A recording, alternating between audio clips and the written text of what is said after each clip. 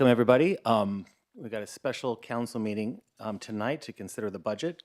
And then afterwards, if you're here to speak to the committee items, that meeting will be starting at 6:30. So I just want to make sure that everyone was aware of that. So right now, the only thing that's on the agenda is the annual budget.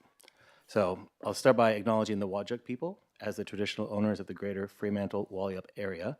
And we recognize that their cultural and heritage beliefs are still important today. And I also acknowledge that we meet here today on land that was never ceded, and I wholeheartedly support the many campaigns for truth-telling, justice, and reconciliation, both here and across this country. So for people that may not have attended a council meeting before, welcome, and for those that have, welcome as well. Just so you know, though, the meeting is being recorded and streamed live online. And while all care is taken to maintain privacy, visitors in the public gallery and members of the public submitting a question, you may be captured in the recording. So just so you're aware of that. All right, so on that, we'll go to attendance, apologies, and leaves of absence. And we've got two councillors who are on leaves of absence, so not here tonight. We have apologies from Councillor Williamson Wong and a leave of absence from Councillor Van Dorsen. On to disclosures of interest by members. Are there any disclosures of interest on the budget? Yeah, great. And that moves us into public question time. And I've got one person registered to speak to the budget, and then a whole bunch of people to speak for the committee meeting that's happening later. I have Lehani Williams to speak to the budget. Great. And just if folks aren't aware, at about 3 minutes, you'll hear a little alarm. And if you haven't wrapped up your comments, we just ask that you get there as quickly as you can. Thank you, Lehani. Good evening, Mr. Mayor, officers and councillors. I'm Leanne Williams, and thanks for the opportunity to speak. Thanks for all the work you do for our community, and thank you for an incredible decision today also. Apologies to the City of Fremantle for my part in any misinformation spread online this week. I have made a statement on Freo Massive if anyone requires to read that further. It's going to take some time healing the chasm between the City of Fremantle and many members of our community.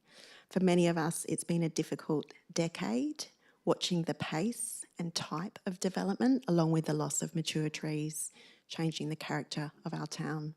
Trust is a two-way process, and I'm still requesting to see the arborist report relating to the recent removal of the Moreton Bay fig at Wilson Park. My questions tonight are, could the City please advise the budget allocation for the APACE Native Plant Subsidy Scheme in 2024-5, 2025-6 and 2026-7?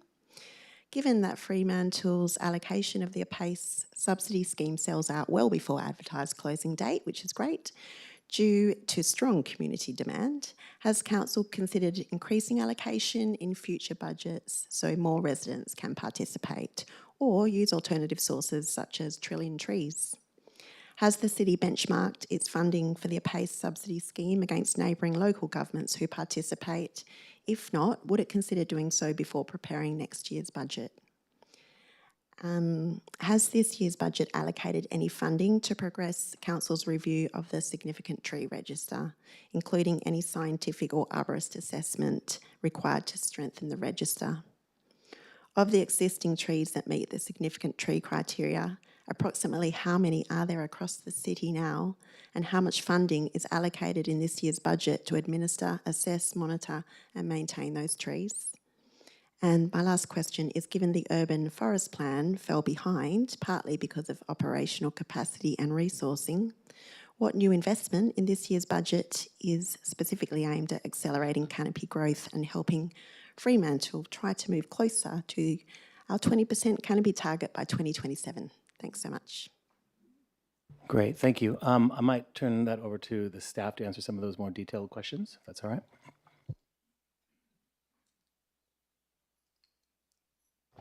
Thank you, through the chair.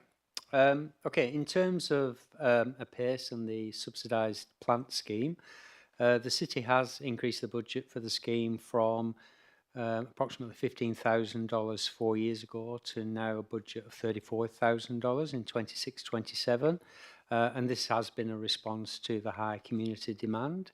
I think last year we subsidised about 8,000 plants, and this year it will be approximately 11,000 plants. In terms of funding and increasing funding, we do monitor demand, and council can review and update the budget as part of the annual budget process, and we'll feed that back in terms of demand and the requirements of the budget process. We do not benchmark ourselves against other councils, but that is something that we can look at and consider just to make sure we're abreast of our investments. The significant tree register budget. The significant tree register relates to trees on private lands, so we don't actually carry a budget for that activity. Any advice and support is typically managed through internal staff, and does not require a budget to manage the input into that particular area. If we do need to do arborist reports or any specialist investigations, they're typically accounted for within our operational management budgets. In terms of the urban forest plan, the council have increased the focus and resources into our urban forest programme. Our aftercare programme has improved significantly, and tree survival rates are a lot better than they were. And the 25, 26 and 26, 27 adopted budgets and staff resources have been realigned to achieve planting 900 trees a year, as opposed to 600, which we were running at in previous years. The significant tree register currently has 5 trees on it. Again, in reviewing the policy in the register, this was considered by Planning Services Committee earlier this month and will be presented at the July Council meeting for adoption. And again, like any other planning policies, all working on administering the policy, assessing proposals and undertaking compliance investigation is undertaken by staff, which is a part of our operational budget. Thank you. Great, thank you. Is there anyone else here to speak during public question on the budget? Chrissy, yes.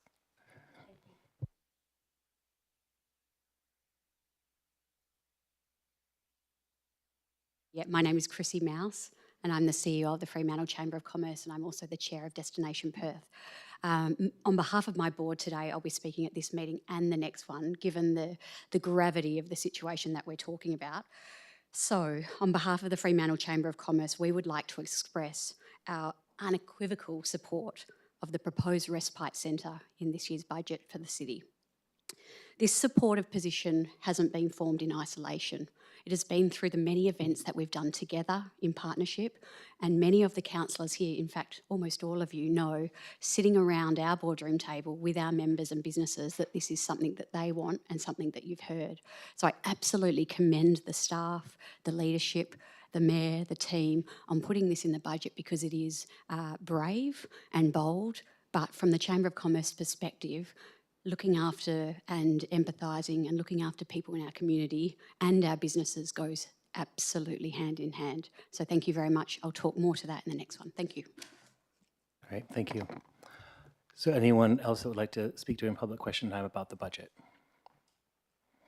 All right, seeing none, we'll move on with the agenda.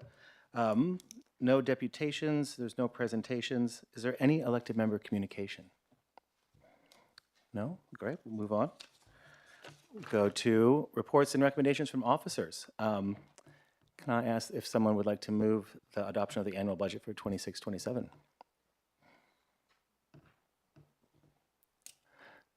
Councillor Moughlin, thank you.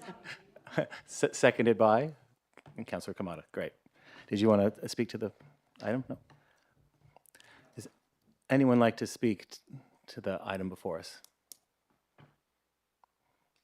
Seeing no lights go off, I know we've all been eating and breathing and talking about this for many months now, so we'll put this to a vote.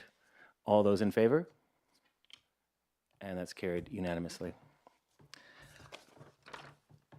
Now, it is exactly 6:07 p.m. Our next meeting does not start until 6:30 p.m. So I did threaten to read the budget aloud from page 1 to fill this time, but we decided that people would much rather probably get up and stretch their legs. So I will declare this meeting closed at 6:08, and we'll see all of you back here for 6:30. Thank you.